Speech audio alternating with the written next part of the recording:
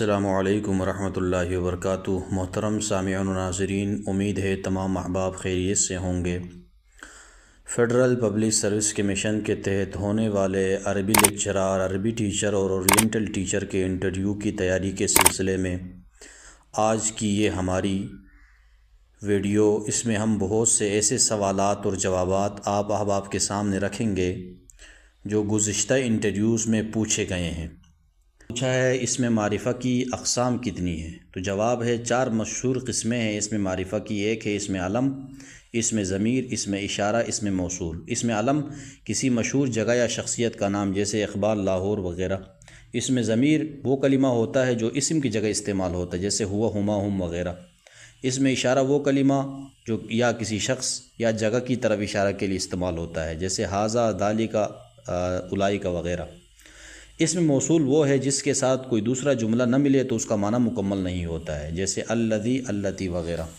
سوال پوچھا کہ اس میں علامات اسم کتنی ہیں، وضاحت کریں مثال کے ساتھ۔ تو اسم کی مشہور علامات 11 ہیں، جیسے اس کے شروع میں الف لام ہو، الشمس، الرائی، التعلیم، المدرسہ وغیرہ۔ اس کے شروع میں حرف جر ہو، جیسے بالما، عن الخلق، من الادب، فی بلاد الیمن، با، عین، ان اور من اور فی، یہ حروف جارہ ہیں۔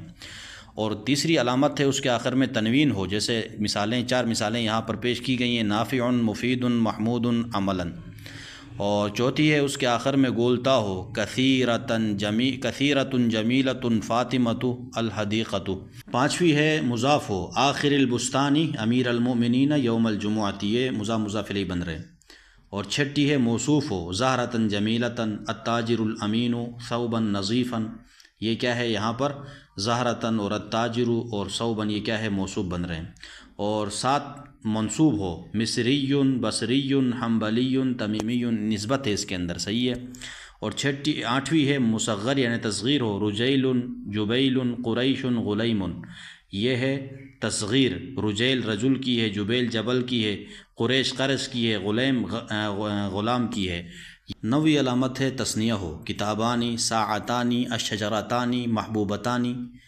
اور 10ویں اسم کی علامت ہے جمع ہو، اقلام، صائمون، مساجد، مدارس۔ اور 11ویں علامت ہے مسند الیہ ہو، منصور کاتب، صحیح ہے نا، منصور کاتب۔ دیکھو منصور یہ کیا ہے، مسند الیہ ہے۔ اسی طرح اضاءت الشمس، اس کے اندر شمس مسند الیہ ہے۔ العلم نور، ان کے اندر العلم مسند الیہ ہے۔ یہ اسم کی 11 علامات ہیں جو مشہور ہیں۔ تیسرا سوال کیا، عصر جدید کے عربی شعراء کے نام اور ان میں سے کسی ایک کا شعر سنائیں۔ تو عصر جدید کے مشہور عربی شعراء میں چند نام ہیں، ان میں سے پہلا نام ہے فلسطین کے شاعر محمود درویش کا، دوسرا نزار قبائی شام کے شاعر ہیں، احمد مطر عراق کے ہیں، اور ادونیس شام کے ہیں، بدر شاکر السیاب جو ہے نا عراق کے ہیں۔ اور محمود درویش کا ایک مشہور شعر ہے، وہ ہے وَعَلِّمْنَا صِرَاعَ الْكَائِنَاتِ عَلَى الْبَقَاءِ بِأَنَّا مَيِّتُونَ كَمَا الْغَرِيبِ بِلَا وطن۔ یعنی وہ کہتا ہے کہ اور ہمیں کائنات کی بقا کے لیے جد و جہد نے یہ سکھایا کہ ہم بھی وطن کے بغیر اجنبی کی طرح مرنے والے ہیں۔ یہ شعر فلسطینی جد و جہد اور وطن کی محبت کی عکاسی کرتا ہے۔ پھر سوال پوچھا، یا اور ایہا میں کیا فرق ہے؟ تو جواب ہے یا اور ایہا دونوں عربی زبان میں حرف ندا کے طور پر استعمال ہوتے ہیں، لیکن ان کے استعمال میں فرق یہ ہے، پہلا کہ یا یہ حرف ندا عام طور پر براہ راست کسی کو مخاطب کرنے کے لیے استعمال ہوتا ہے، مثال یا رب، اے رب۔ اس کی خصوصیت یہ ہے کہ یا عام اور کثرت سے استعمال ہونے والا حرف ندا ہے اور کسی بھی اسم کو مخاطب کرنے کے لیے استعمال کیا جا سکتا ہے، جبکہ ایہا کا استعمال زیادہ تر تاکید اور تعظیم کے لیے ہوتا ہے، اور یہ یا کے ساتھ آتا ہے اور زیادہ رسمی اور فصیح انداز میں مخاطب کرنے کے لیے استعمال ہوتا ہے۔ مثالیں، یا ایھا الناس، یا ایھا الذین آمنوا، یا ایھا الناس اے لوگو، یا ایھا الذین آمنوا اے ایمان والو۔ پوچھا مرکب ناقص کی تھوڑی سی وضاحت کریں۔ تو مرکب ناقص وہ ترکیب ہے جو اپنے معنی کو مکمل طور پر واضح نہ کرے اور کسی دوسرے لفظ یا جملے کی محتاج ہو۔ اس کی مثالیں، ایک مثال جیسے رجل طویل، ایک لمبا آدمی۔ اب یہ ترکیب ناقص ہے کیونکہ یہ کوئی مکمل خبر یا بات بیان نہیں کر رہی۔ اسی طرح البیت الکبیر، بڑا گھر، یہ ترکیب کسی مکمل معنی کو واضح نہیں کرتی جب تک کہ اسے کسی جملے میں استعمال نہ کیا جائے۔ اسی طرح فی المسجد، مسجد میں، یہ بھی ناقص ہے کیونکہ یہ مکمل بات نہیں بتاتا کہ مسجد میں کیا ہوا۔ سوال پوچھا کہ مجرد کی وضاحت کریں، فعل ہے تو فعل مجرد وہ فعل ہے جس کے مادے میں صرف 3 یا 4 حروف اصلیہ ہو اور ان میں کوئی زائد حرف شامل نہ ہو۔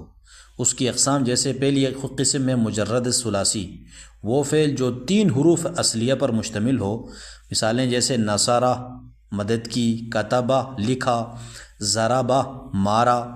اور دوسری قسم میں مجرد رباعی، یعنی وہ فعل جو 4 حروف اصلیہ پر مشتمل ہو، مثالیں جیسے دحرجہ گھمایا، زلزلہ ہلایا، وسوسہ وسوسہ پیدا کیا۔